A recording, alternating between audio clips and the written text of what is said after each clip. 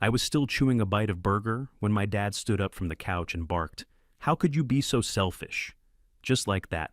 No warning, no lead in, just those words out of nowhere. His face was red, neck tight, pacing like he'd been sitting on that sentence all night just waiting to unload. My name's David Kerrigan. I'm 44 years old, live in Spokane, Washington, and I own a mid-size HVAC business, built it from nothing over the last 15 years. I've never missed a family trip to the lake cabin in North Idaho. Every summer, same routine. Grill some burgers, crack a few beers, sit around pretending we're still a tight-knit family. This Sunday was supposed to be no different, but apparently, the plan was always to corner me. Before we dive in, quick note. Tell me which city or country you're watching from. I set my plate down and looked at him. What are you talking about? He waved one hand like he couldn't believe I had the nerve to play dumb. Erica told us about the coaching business. She needs help getting it started, and you're just sitting on your wallet. I blinked. Wait, what? Don't act like it's such a surprise, he snapped. You're doing fine, David. You can help. You always help.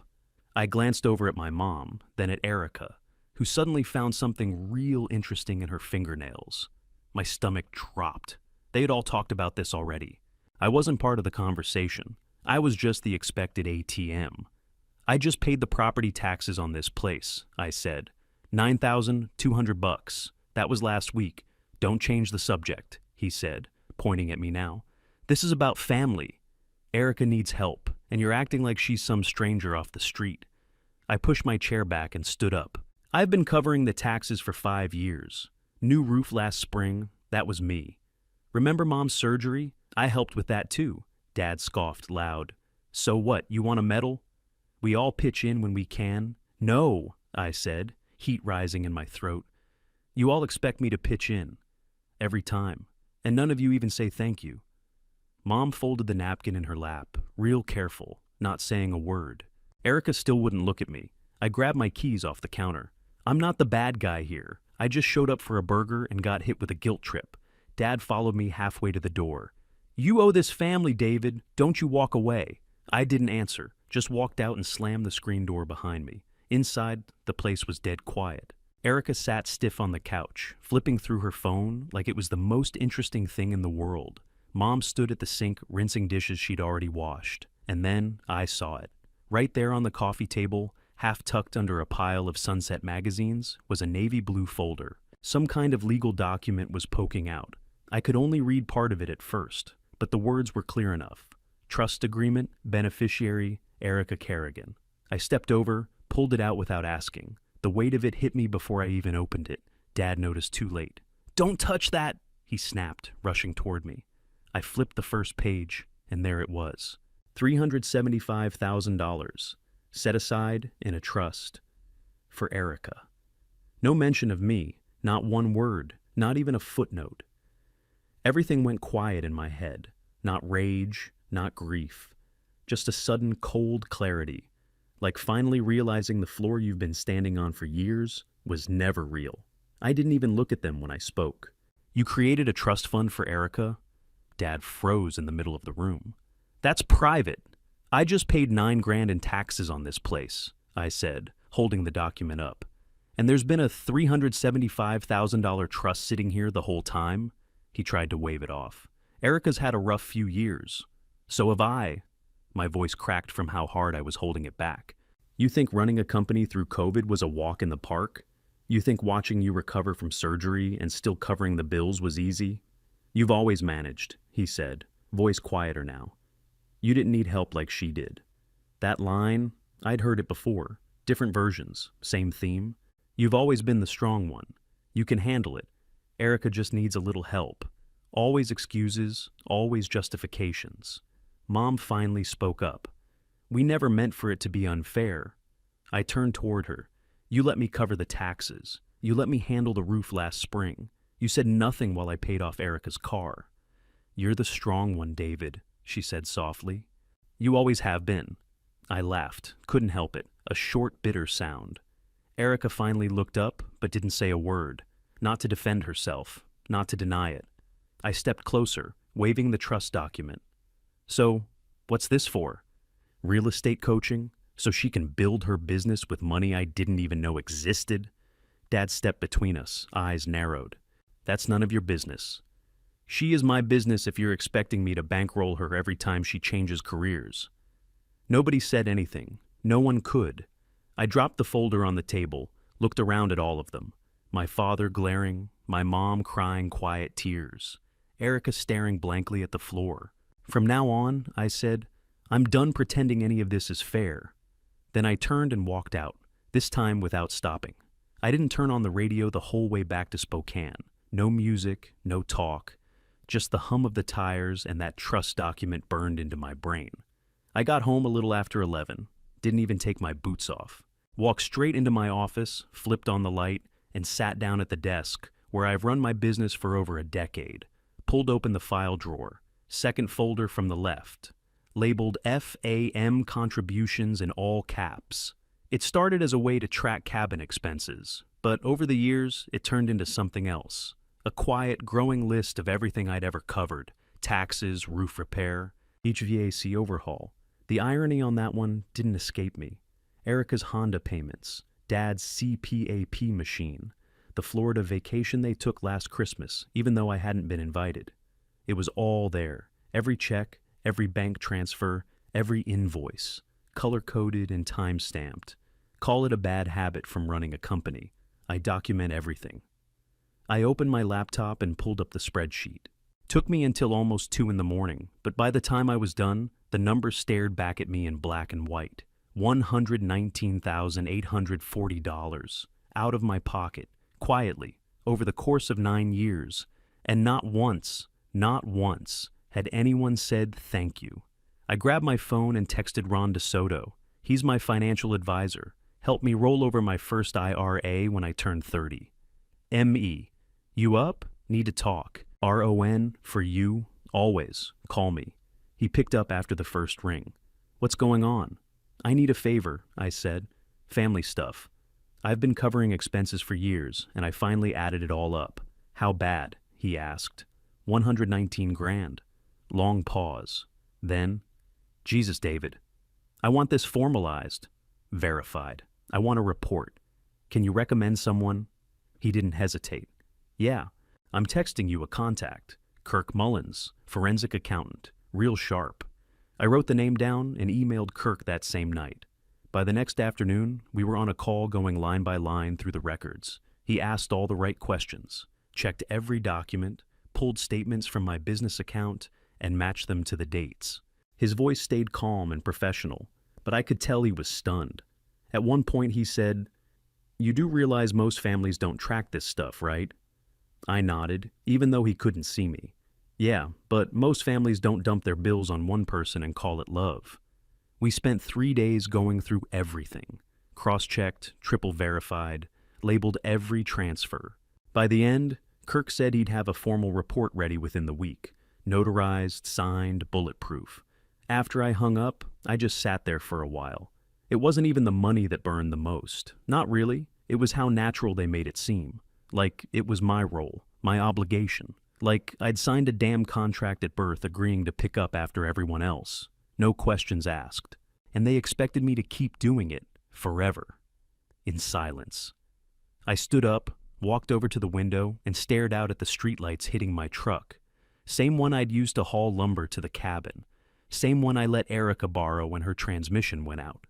It was time to shut the damn faucet off. The next morning, first thing I did was log into my accounts and start shutting it all down. Erica's car payment? Canceled. Cabin utilities? Gone. HOA dues for that overpriced lakeside mess? Done. Felt like taking a fire hose to years of quiet resentment. The texts came in fast. Dad, did you forget about the tax bill? Erica, my car payment bounced. What's going on? Mom, please don't do this to your sister. She's trying her best. Not one of them said thank you. Not one asked if I was okay. Just pure entitlement, like I was late clocking in for my unpaid shift as family ATM. I didn't answer any of them. I just waited. Around lunchtime, Kirk emailed me the final report. Clean. Professional. Fully notarized. 73 pages of math no one could argue with. They got it the next day. By noon, the phone was vibrating nonstop. Dad, voicemail. You really went and did this?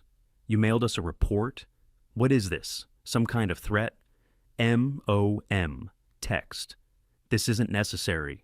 We love you. Erica, text. That's not even accurate. I didn't ask you to cover my car. I blocked them all. I wasn't in the mood to play referee anymore. I told myself years ago that I'd keep the peace for the family's sake. But peace built on silence isn't peace. It's pressure. And mine finally snapped. That Friday, they showed up. I got a call from the front desk at my building, my shop, the one with my name on the side in vinyl. Hey David, there's a Mr. Kerrigan down here. Says he's your dad. Also a woman and another guy. Should I send them back? No, I said. Tell them they can leave the building or wait for security. 10 minutes later, I checked the camera feed. Sure enough, Dad was at the front desk waving his arms like a toddler. Erica was off to the side texting. Some guy I didn't recognize was arguing with the receptionist.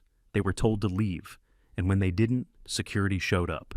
Later, my cousin Ben texted me. Said he happened to be driving by and saw them getting escorted out. Ben, damn, didn't think you'd actually cut the cord. M.E., too late to pretend it wasn't frayed. I wasn't trying to make a scene. I just wanted it over. For the first time in years, my inbox was quiet. No bills, no fake emergencies. No vague guilt trips wrapped in, "you're the strong one," compliments. Just silence. And I finally realized how much peace that could hold. 3 days later, my phone rang again. Ricky this time, my dad's nephew. Always been a floater, not loyal to anyone, but never causing drama either. Hey, just giving you a heads up, he said. There's a family meeting at the cabin next weekend. Family meeting? He hesitated. Yeah, sounds like they're trying to corner you into resuming the payments. Taxes, utilities, you know. All that. I leaned back in my chair. So, it's an ambush. Basically, he said. They don't know I'm calling. Don't tell them I didn't promise anything. But I did decide something. I'd go. Not to argue, not to yell, just to bring the receipts. I pulled out the same file I'd given Kirk, spent the next hour building out a presentation folder, clean printouts, spreadsheets, scanned checks, transaction records, and a copy of the trust agreement with Erica's name highlighted. I printed 9 full copies, one for every person I knew would be in that room, slipped each into a binder, labeled them with masking tape and a Sharpie like I was prepping for court. This wasn't about revenge, it was about clarity. They wanted a meeting? Fine. But I wasn't coming empty-handed. That weekend couldn't come fast enough. I pulled up to the cabin 10 minutes early, parked in the same gravel spot I've been parking in since I was 17, and grabbed the presentation folder box from the passenger seat. 9 binders. One for each person I knew would be sitting in that living room pretending this was a family meeting and not a damn ambush. When I stepped inside, my dad was already mid-sentence, standing by the fireplace like he was giving a TED Talk on betrayal. And after everything we've done for David, he just cuts us off, like he's above the family now. I didn't say a word, just walked in, set the box on the coffee table, and sat down in the middle of the couch like I owned the place. He kept talking, loud, dramatic, looking around the room for agreement like a politician on a campaign trail. You don't just abandon your responsibilities to your own blood, he said, pacing in front of the fireplace. Not when we've always had each other's backs. That was my cue. I opened the box, pulled out the binders, and started stacking them on the table.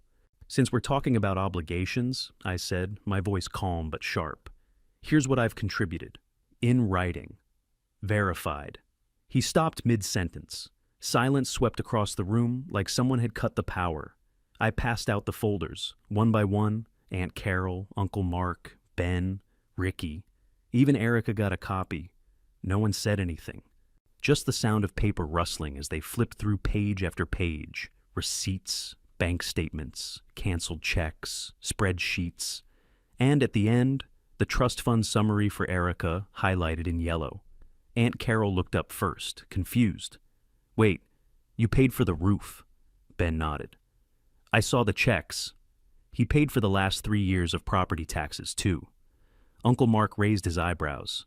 Seriously? I didn't look at my dad. I looked straight at the rest of them. $119,840 in direct contributions. Another $14,700 in investment losses from money I diverted out of my own retirement accounts to cover family expenses. Is this real? Carol asked, flipping back a page. Notarized by a forensic accountant, I said. Every penny is accounted for. Ben leaned forward. Is this the same trust fund you found the other week? I nodded. 375 grand, all for Erica, set up quietly, while I was covering her car payment and Dad's medical bills. The room shifted then, like the air got heavier. Erica stared down at the binder in her lap, not saying a word. My dad finally spoke. This is family business. Not everyone here needs to know every detail. No, I said, but they do now. You made it their business when you tried to paint me as the villain. Uncle Mark slapped his binder closed. If you've paid that much into this place, you should own part of the cabin. I didn't move, didn't nod, didn't argue, just let the math do the talking. My dad pointed a finger at me. This isn't how family solves things. I met his stare. No, this is how adults solve things. With facts, not manipulation. Nobody rushed to defend him, not this time. Aunt Carol looked over at Erica. You knew about the trust? Erica shook her head. No, I didn't. Not the full amount. That told me everything I needed to know. She might have played dumb about the money before, but this was new to her too. She looked pale. Guilty maybe. But I wasn't about to dig into that right now. My mom sat stiff on the love seat, blinking fast but saying nothing. I knew she wouldn't speak up. She never did. I leaned back into the couch and folded my arms. Let the silence drag. No one asked for the folder back. No one tore it up or called it fake. They just sat there, finally seeing what I'd been carrying all these years.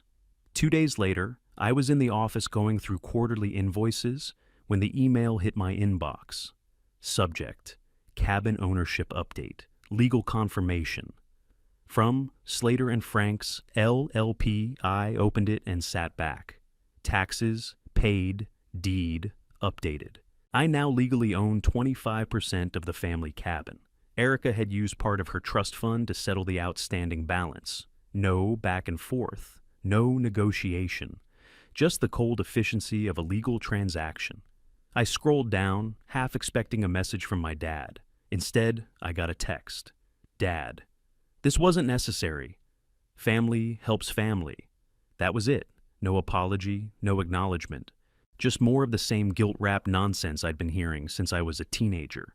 I didn't reply. 10 minutes later, my phone lit up again. Unknown number. I let it ring twice, then picked up. Hey, it's me, Erica said. Her voice was quiet, not shaky, just still. I didn't say anything. Let her fill the silence. I got the binder, she said. I read everything. All of it, I waited. I didn't know how much you'd actually done, she said, almost like she was confessing to a priest. Dad always made it sound like you helped here and there, not like that. I could hear her breathing on the other end, slow and uneven. I'm sorry, David. I mean it. I'm not making excuses. I just didn't know. That landed heavier than I expected, not because I needed her to say it, but because it felt honest, like she'd finally looked past what Dad had been feeding her for years. She paused, then added, I told him I want to split the rest of the trust. Down the middle. It's not right the way it was set up. I sat with that for a second. I wasn't angry anymore. I wasn't emotional. I was just done carrying things that weren't mine. It's not about the money, I said. It's about fairness. She exhaled. I know. There was another pause. You probably don't believe me, she said, but I'm going to make this right. I kept my voice flat. Start with the trust. She said, okay, no arguments, no defensiveness, just okay. We didn't talk much longer after that. No long goodbye, no fake promises about family dinners or holidays. Just one short call that finally cracked open something real. 1 week later, I walked into the shop and found a certified envelope waiting on my desk. Thick, official looking. Return address said it all. My dad's financial advisor. I opened it without sitting down. Inside was a letter confirming it. The trust fund had been restructured. Erica followed through. It was now split evenly, 50-50. My share was vested immediately. No waiting, no loopholes, no nonsense. A second envelope came from their lawyer. Same deal, straight to the point. My name was now listed as a 25% legal co-owner on the cabin deed. Erica and my dad held the rest. I set the letters down, closed my office door, and just sat there. Didn't move, didn't speak.